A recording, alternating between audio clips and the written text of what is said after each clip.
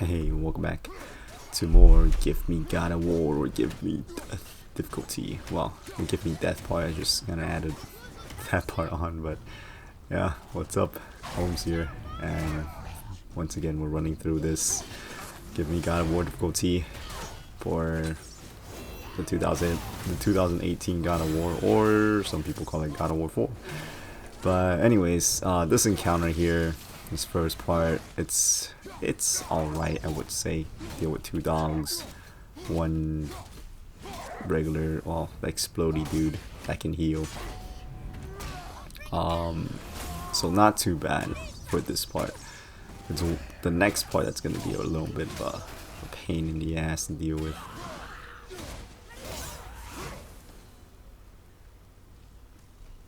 Alright, get some heals. Make sure you try to keep the red barrels alive if possible,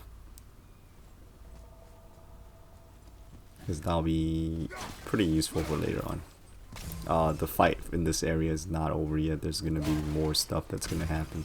I'm just checking around, trying to top off my health if possible, maybe get some silvers, I don't know. So once you interact with this, there's gonna be a cutscene that happens to show us who's coming. There you go.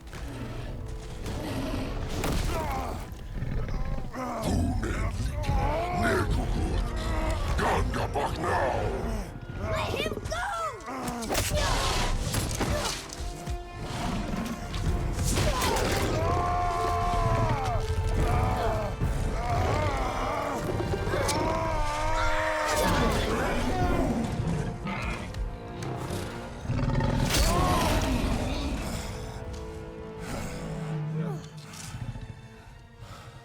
Father?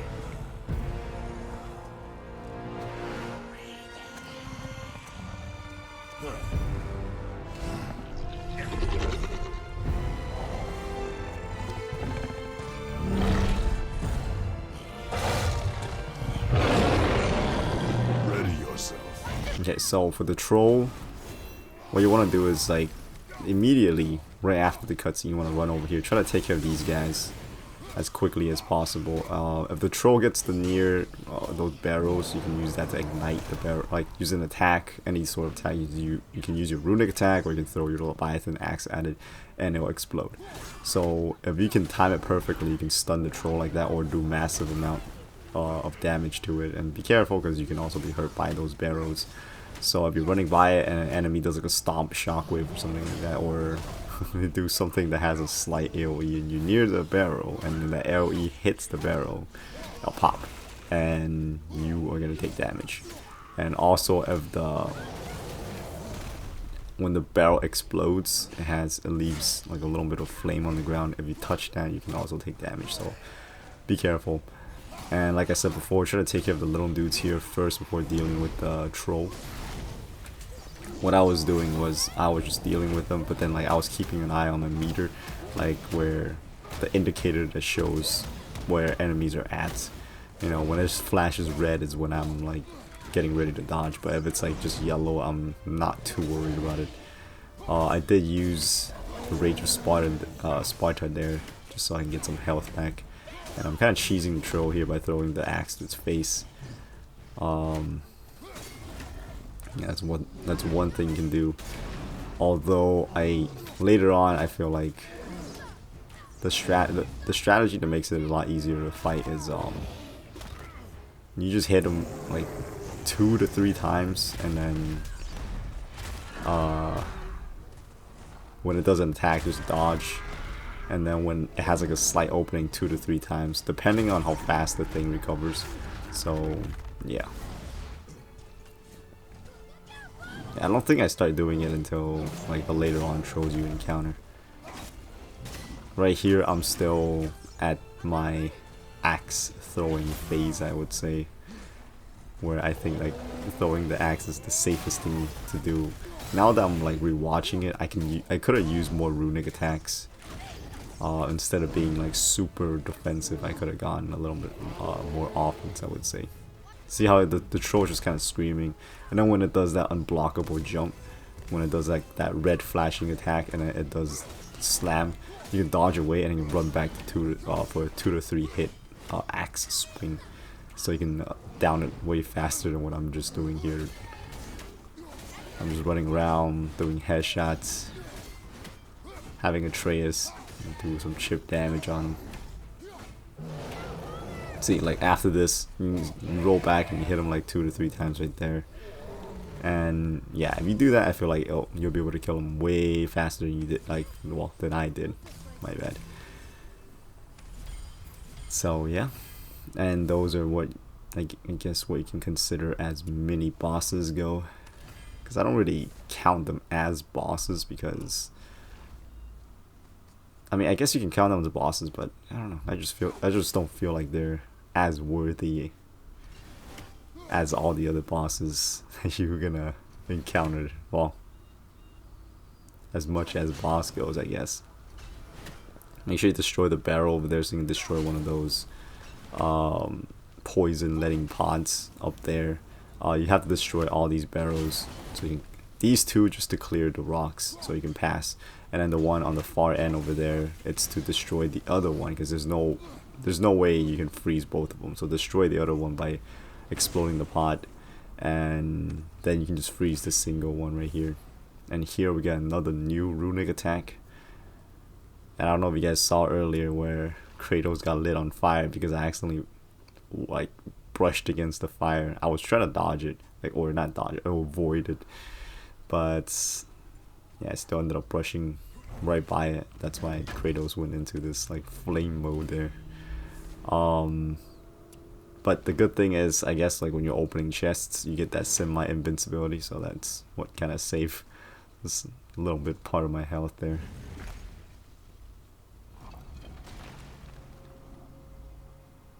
Oh yeah. Mountain space. Almost there. We almost beat the game. We just gotta go up to the mountain and spread the ashes, right?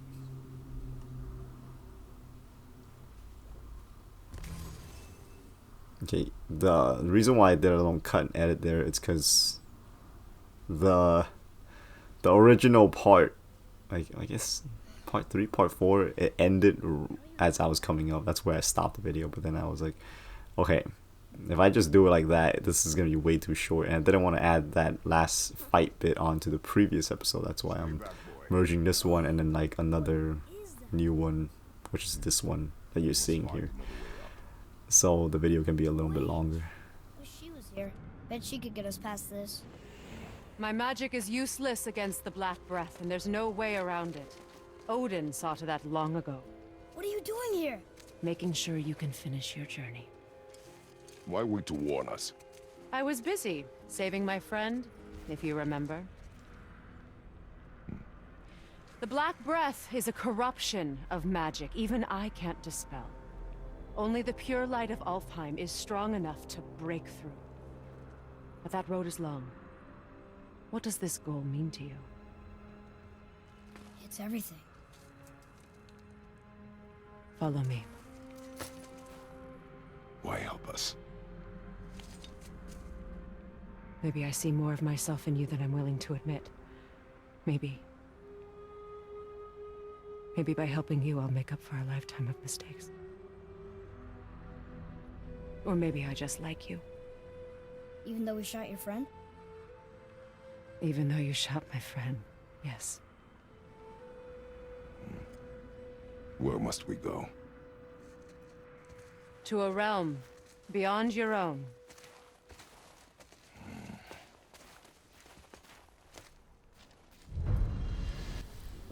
But yeah. So what you're watching here, it's like, I think it's my, Only for a little while. let me see, let me double check real quick here. Okay, it's my 4th recording session. So yeah, I'm gonna try to keep the videos around 20 to 30 minutes long, depending on how the ending goes, I guess. Anyways, meeting with Freya once again. Now we're gonna have to go to Alfheim in order to get the light, so we can get rid of the black smoke. We'll use this. Greythaw. Can't. Sindri said it was broken. Sindri. I'm surprised Kratos can't just freeze those branches off. Like, he freezes so hard that No one was just, there when I you can just shatter it, maybe. Perhaps he finished. Dwarves are awfully resourceful. And irritating, based on the two we have met. That too. You can grab all the healing items and whatnot if you want. Just give that a We do have to try. come back here a little bit later though, but you don't have to retrace like the entire walkway, I guess, or the path that we're taking. There's gonna be like a, I guess, kind of like a shortcut later on, so you don't have to go through like all the traps and dungeons and stuff like that again. It is from there we travel to Alfheim. Thankfully, it's no longer underwater. Why is that creature in the bay? No one knows. He just appeared one day. Soon after, Thor attacked, and their battle could be felt across all the realms. Ultimately, it ended in a stalemate, and Thor returned to Odin empty-handed. The Serpent stayed and grew so large, he now spans all of Midgard. See? Told you. They've hated each other ever since, destined to kill each other come Ragnarok. You believe in Ragnarok? I dearly wish I didn't, child.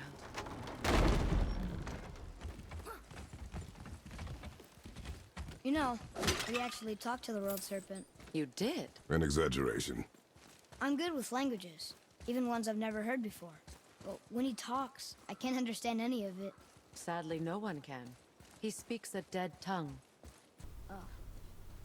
Must be lonely. Alright, so this next part right here, I thought you had to talk to Freya in order to access the next part, but I was wrong. You just gotta go to the door here. You just open the door and that's it.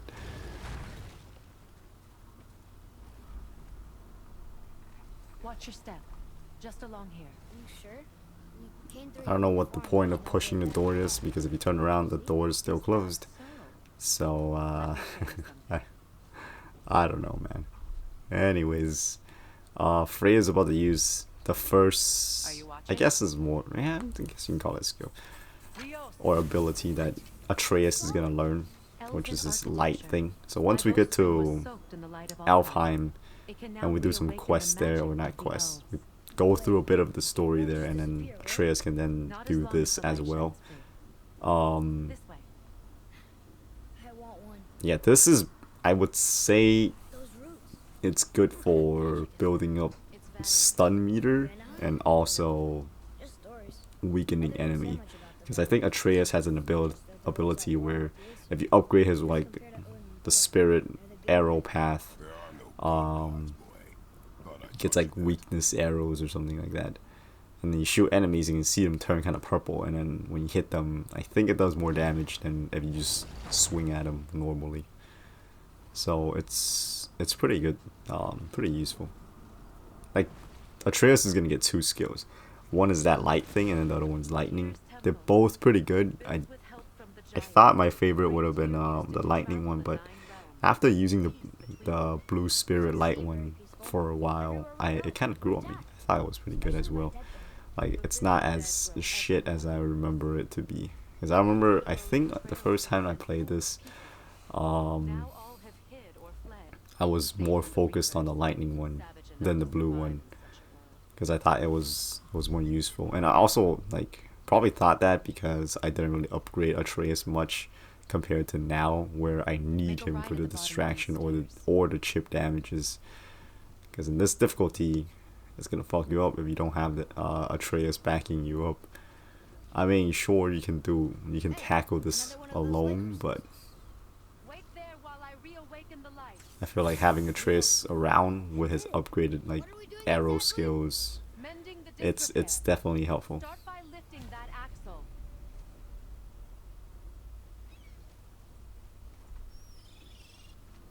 Good. Now push it back into place. So we just gotta put the wheel back in. Now realign the Damn. wheel onto the track.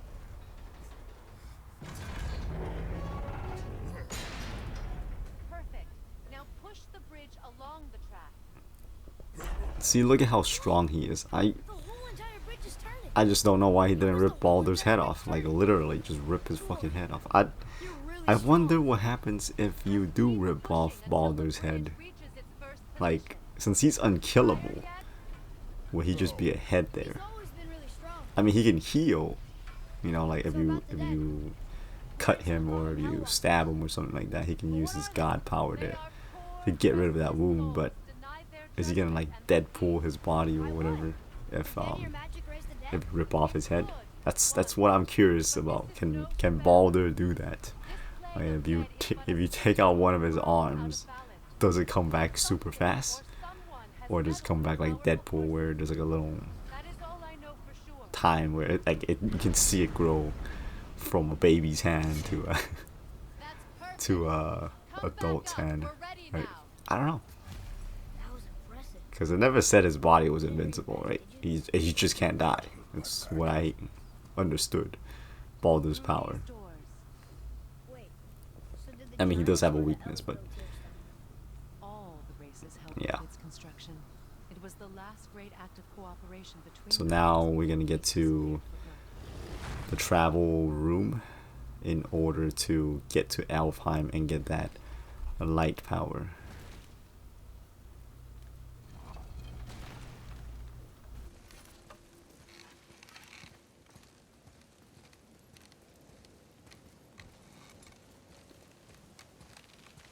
Lyosta. Your bowstring stopped glowing. Its power is now depleted. Only a few knocks of magic remained in the bowstring, and we used them.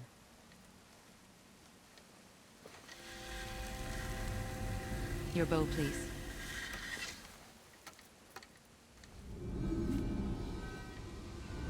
Once you claim the light of Alfheim, infuse the bowstring with its power. Don't forget.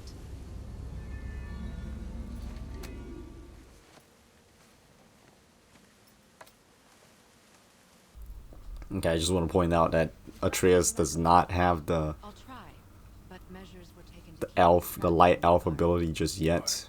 Don't care for me much. She kind of just gave you, I guess, the thing that the bow needs to use the This temple light has been elf asleep power, but underwater for the almost freaking string is 150 it's out of years. juice right now. It needs So you only can't the even light of the Bifrost you can't even to fire revive fire off any sacred arrows. So this is gonna be the place we're gonna be going to towards the most, I would say, unless you're planning to explore like Midgard or whatever. But if you just want to go through main story, I feel like this is where you gotta go the most, because These roots are part of the great world tree. you gotta use this and to they travel between the realms, between all the realms. And also what I was confused about is because I think there's 2 or 3 one of the statues like in near where the world serpent is, it's broken. So I thought that was going to be like a DLC, but I guess they're saving it for God of War 2018 Part 2 or something. Place the Bifrost there.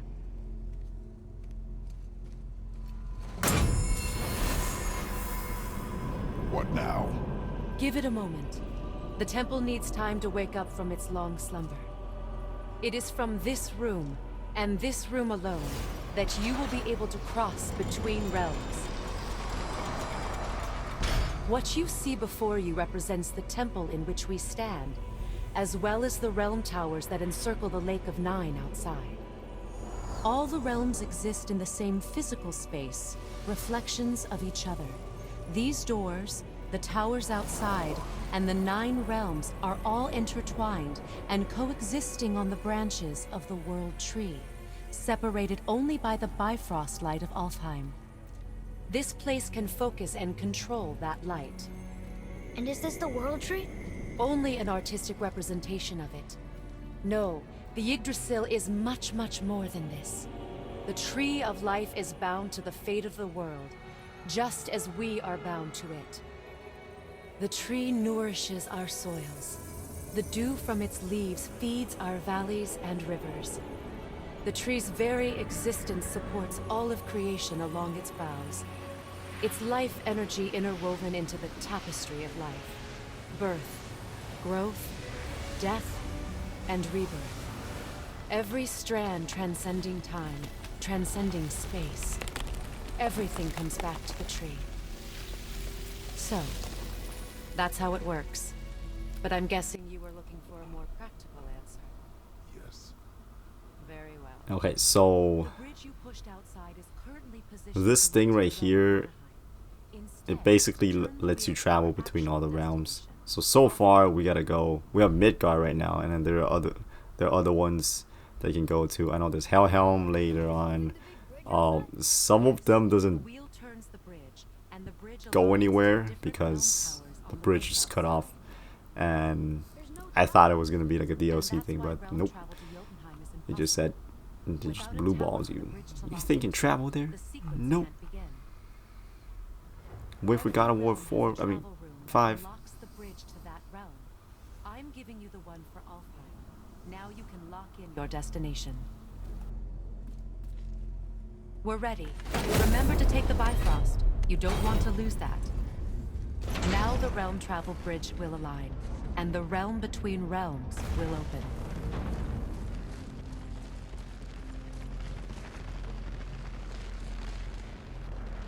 See that giant crystal? Each realm has a corresponding one that focuses and amplifies the power of the Bifrost, opening the bridge to that realm.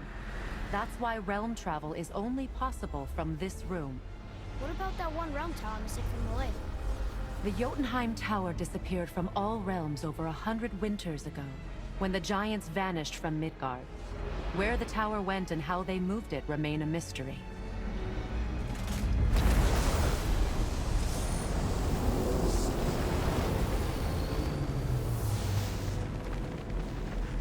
It didn't work. We're still here. Follow me. The Bifrost is dark. This trip was its last use. There's no going back until it's replenished with the light of Alfheim. So we are trapped. Someone of your ability should have little trouble getting back to Midgard. And we'll be able to make that black hole go away? With the captured light of Alfheim, yes.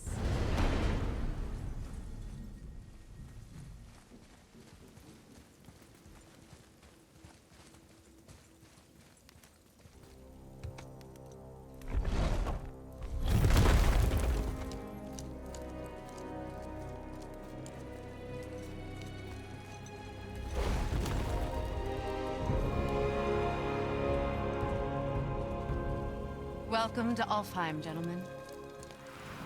Think you can spot the light? I can barely see it. Something's wrong. See that column of light on the horizon? It's housed in the heart of a ring temple. We'll find what we need there. No. No. Damn it, not yet. What's happening? To restore the Bifrost magic, you must step into the light. But be very careful not to get caught.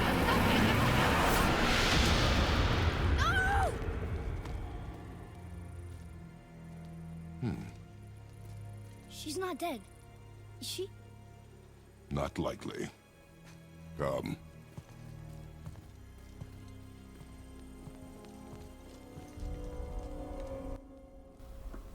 Okay, next up, we finally arrived at Alfheim, but Freya can't stay here because due to the magic that binds her in Midgard. So right here, I'm just gonna do a slight exploring. These things are kind of like a puzzle. There's gonna be more challenging ones, I guess. You can also explore Alfheim, by the way, like Midgard. You can use a boat later on, and you can travel to whatever Alfheim has to offer. So it's like Midgard, you know, you can travel to those islands and stuff like that. You can do it here too, so it's pretty cool. Got a rune there. Something about an eternal I war for life. forget what this leads to. I think it just leads to a chest. Not that. Why not just share it? Not that. You will find it a common This. cause for war. So the key to those is you have to, when you throw your axe, it has to travel through all the ones that's kind of connected. That's holding your item or whatever, or blocking your path. There are some where you hit one and then like if you don't hit the second one, the first one just regenerates. So that's another annoying shit. Okay. I do go back to my ground pound and stun combo here for the runic attack. Like I said before, I think I said it before, but the first runic attacks are probably the best in my opinion for now for the Leviathan axe. So the stun where Kratos raises like his axe and then it kind of like pushed him back a little bit and it builds up the stun meter, that's pretty good. The ground pound where there's like ice that travels out of it, that's also pretty freaking good. This part I did die a few times because they do that. They fly in, they fly up, and all of a sudden they do like this dive bomb attack. It's pretty freaking annoying. Because there's no indicator, so you don't know when it's really coming. If it's like, especially if they're behind you, you're just gonna be eating that damage. But if they're in front of you, you can still react in time. You can parry away their airborne attack. But it seems like Atreus is having fun right now, so we will continue to let the boy have fun. You see how their health, like there's two of them that's pretty much more or less dead. It only has like 1/6 of its health left. If I was playing it now, like if I would have to replay this stuff, I would have rushed up there and used my runic attack and just finish him off. Because this, as I'm watching it, it takes forever. So yeah, if I cheese more enemies that's like this, I feel like I'm just gonna double speed that so you guys don't have to watch me here to see my shitty aim with the Leviathan axe.